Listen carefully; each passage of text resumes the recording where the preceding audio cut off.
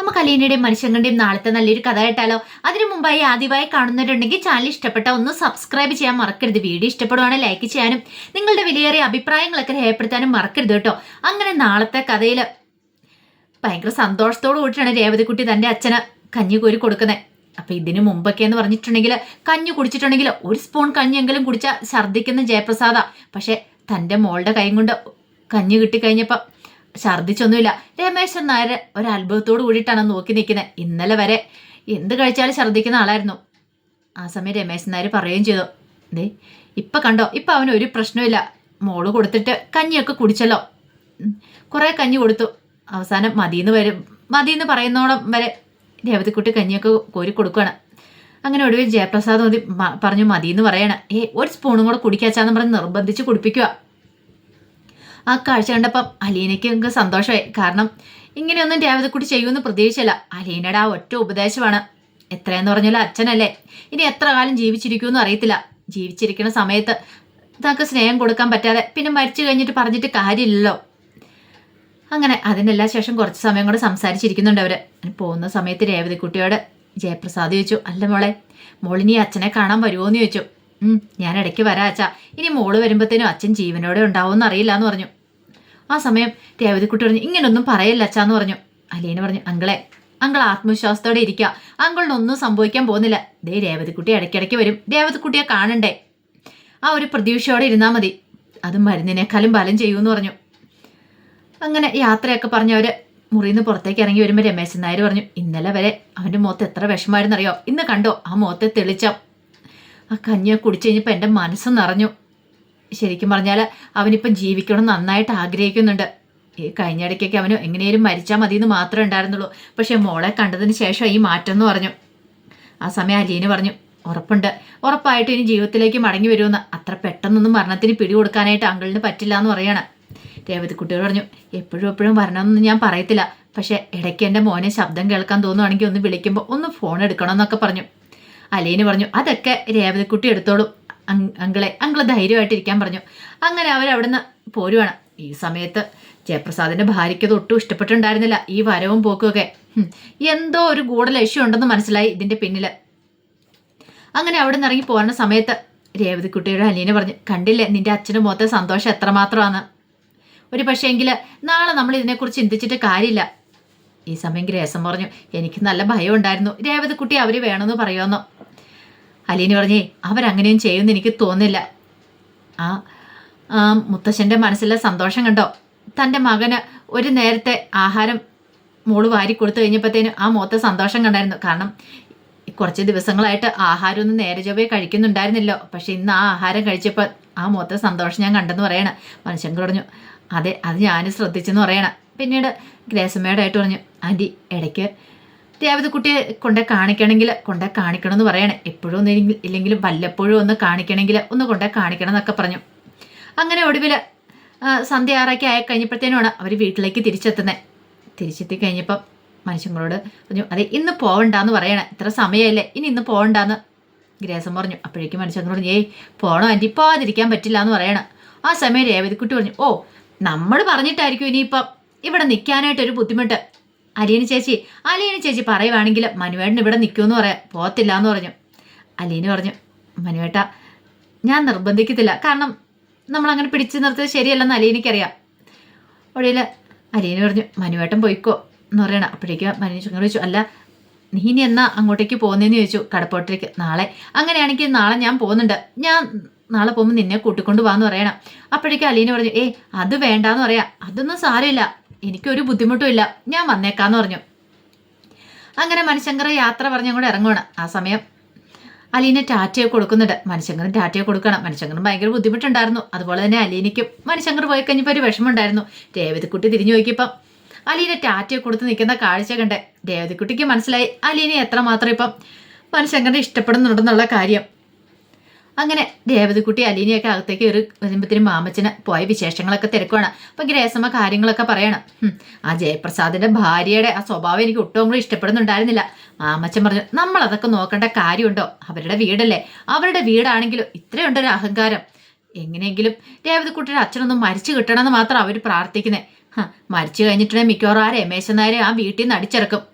അവരുടെ സ്വഭാവം അത്രയാന്ന് പറയണം. സാരമില്ല, അവരെന്തേലും ചെയ്യട്ടെ. അങ്ങനെ ഇച്ചിരി കഴിഞ്ഞപ്പോഴത്തേനും രേവതിക്കുട്ടി പറഞ്ഞു, അതെ എന്തേലും ഇനി വെച്ചുണ്ടാക്കണ്ടേന്ന് ചോദിക്കണം. അപ്പോഴേക്കും മാമച്ചൻ പറഞ്ഞു, ഇനി ഇപ്പോൾ ഒന്നും ഉണ്ടാക്കാനൊന്നും പോണ്ട, പുറത്തുനിന്ന് വരുത്തിക്കാന്ന് പറഞ്ഞു, അല്ലെങ്കിൽ വേണേൽ പുറത്തു പോയി കഴിക്കാന്ന് പറഞ്ഞു. ആ സമയം ഗ്രേസം പറഞ്ഞു, എനിക്കിനി വയ്യ, നല്ല ക്ഷീണമുണ്ട് മാച്ചായ, ഒന്ന് കിടന്നാൽ മതി എന്ന് പറയണം. രേവതിക്കുട്ടി പറഞ്ഞു, അത് പറഞ്ഞിട്ട് കാര്യമില്ല. ആ സമയം അലീന പറഞ്ഞു, അതെ ഒരു കാര്യം ചെയ്യാം, ഞാൻ അടുക്കള കയറി പെട്ടെന്ന് തന്നെ ആഹാരം റെഡിയാക്കാൻ പുറത്തുനിന്ന് വാങ്ങണ്ടെന്ന് പറയണം. അലീനയ്ക്ക് അതൊന്നും പുത്തിരിയായിട്ടുള്ള കാര്യമല്ല. അലീനയ്ക്ക് അങ്ങനെ പുറത്തൊന്നും മേടിക്കുന്നതിനോടും താല്പര്യമില്ല. മാമച്ചാനും ഗ്രേസമ്മ സമ്മതിച്ചില്ലെങ്കിലും അലീന പക്ഷെ അതൊന്നും മൈൻഡാക്കാൻ പോയില്ല. അലീന നേരെ അടുക്കളയിൽ കയറി. അപ്പോഴേക്കും രേവതിക്കുട്ടിയും കൂടി ചെന്നു. അങ്ങനെ അവർ വൈകുന്നേരത്തെ ആഹാരമൊക്കെ ഉണ്ടാക്കുവാണ്. അതേ സമയത്ത് ഹരിശങ്കറിൻ്റെ അടുത്തേക്ക് രോഹിത് ചെന്നു. രോഹിത്തിന് ഒട്ടും സഹിക്കുന്നുണ്ടായിരുന്നില്ല അലീനയുടെ രണ്ടാമത്തെ വരവെന്ന് പറഞ്ഞിട്ടുണ്ടെങ്കിൽ. അവൾ പോകുന്നുമില്ലല്ലോ, പോരാത്തിന് നാണം കെട്ടാൻ വീട്ടിലേക്ക് തിരികെ വരികയും ചെയ്തില്ലേ. അങ്ങനെ ഹരിശങ്കറുമായിട്ട് സംസാരിക്കുന്ന സമയത്ത് രോഹിത് പറഞ്ഞു, എനിക്ക് ആ വീട്ടിലേക്ക് പോയി കയറാൻ പോലും തോന്നില്ല, നല്ല ദേഷ്യമാണ് വരുന്നേ, അവിടെ ഒരുത്തിയുണ്ടല്ലോ. അപ്പോഴേക്ക് ഹരിശങ്കർ ചോദിച്ചു, അല്ല അവളിപ്പോൾ അവിടെ ഇല്ലേന്ന് ചോദിച്ചു. അവൾ പോയേക്കുവാ, വേറെ ഒരുത്തിയുണ്ടല്ലോ, അവളുടെ അനുജത്തിയാന്ന് പറഞ്ഞു നടക്കുന്ന രേവതിക്കുട്ടിയോ, അവളെ കാണാൻ വേണ്ടി പോയേക്കുവെന്ന് പറയണം. ആഹാ, അപ്പോൾ അവൾ ഇവിടെ ഇല്ലല്ലേ, അതേ എറണാകുളത്തിന് പോയേക്കുവെന്ന് പറഞ്ഞു. അത് കേട്ട് കഴിഞ്ഞപ്പോൾ ഹരിശങ്കർ പറഞ്ഞു, എടാ അവളെ അങ്ങനെ വിട്ടിട്ട് കാര്യമുണ്ടോ, എനിക്ക് എന്ത് ചെയ്യാൻ പറ്റും ഹരി, പക്ഷെ എന്തെങ്കിലും എനിക്ക് അവളെ ചെയ്യണമെന്നുണ്ട്. അല്ല അവൾ വരട്ടെ, അവൾ കുട്ടി ഞാൻ പണി കൊടുക്കുന്നുണ്ട്, തെണ്ടി തിരിഞ്ഞ് എവിടെയെങ്കിലുമൊക്കെ പോയിട്ട് വരട്ടെ.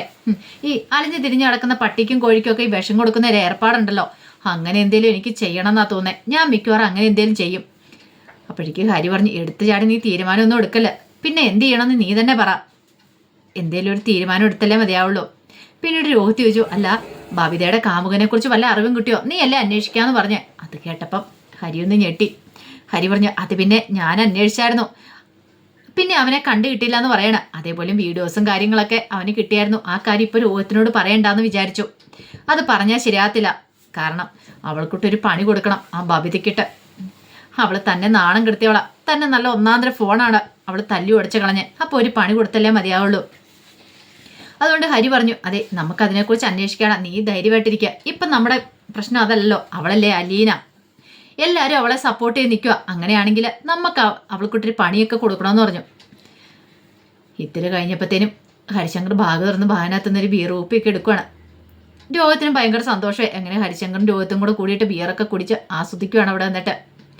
അങ്ങനെ കുറേ സമയം കഴിഞ്ഞിട്ടാണ് അവർ പിരിയുന്നത്, നേരെ വീട്ടിലേക്ക് പോരുവാണ്.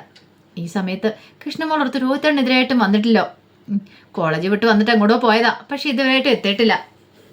അങ്ങനെ ബാലേന്ദ്രൻ കടയിൽ നിന്ന് വരാൻ സമയമായിട്ടുണ്ടായിരുന്നില്ല. കുറച്ച് സമയം കഴിഞ്ഞ് കഴിഞ്ഞപ്പോഴത്തേനും രോഹിത്ത് വീട്ടിലേക്ക് വരുവാണ്. ബൈക്കൊക്കെ ഓടിച്ച് ആടിയാവും വരുന്നേ. അങ്ങനെ വന്ന് കോളിംബെൽ അടിച്ച് കഴിഞ്ഞപ്പോഴത്തേനും കൃഷ്ണമോള് പോയി കഥ തുറന്നു. രോഹിത്തിൻ്റെ നിപ്പും മട്ടും ഭാവമൊക്കെ കണ്ടു കഴിഞ്ഞപ്പോൾ കൃഷ്ണമോൾക്കൊരു സംശയം. കൃഷ്ണമോള് രോഹിത്തിനോട് ചോദിച്ചു, രോഹിത്തേട്ട മദ്യപിച്ചിട്ടുണ്ടോ എന്ന് ചോദിക്കുകയാണ്. മദ്യപിച്ചിട്ടുണ്ടെങ്കിൽ നിന്നെ എനിക്ക് പേടിക്കണമെന്ന് ചോദിച്ചു. രോഹിണിന് എന്ത് വർത്താനാ പറയണത്, മദ്യപിച്ചിട്ടുണ്ടെന്നോ, മണത്തു നോക്കി, ശരിയാ മദ്യപിച്ചിട്ടുണ്ട്. അപ്പോഴേക്കും കൃഷ്ണമോള് പറഞ്ഞു, ദേ അച്ഛനെങ്ങാനും അറിഞ്ഞാണ്ടല്ലോ, പിന്നെ അച്ഛൻ അറിഞ്ഞു പോലും എന്നെക്കൊണ്ട് പറ്റില്ല ഇവിടെ അടിമയായിട്ട് കിടക്കാനായിട്ട്, എല്ലാവരുടെയും അടിമയായിട്ട്. ഒരു കാര്യം ഞാൻ പറഞ്ഞേക്കാം, ഇതെങ്ങാനും നീ പറഞ്ഞു കൊടുത്താലുണ്ടല്ലോ, ഇനിയിപ്പോൾ പറഞ്ഞു കൊടുത്താലും എനിക്ക് പ്രശ്നമില്ല, നീ അങ്ങോട്ട് പോയി പറഞ്ഞു കൊടുക്കുക, എൻ്റെ കാര്യം തീരുമാനിക്കാൻ എനിക്കറിയാം.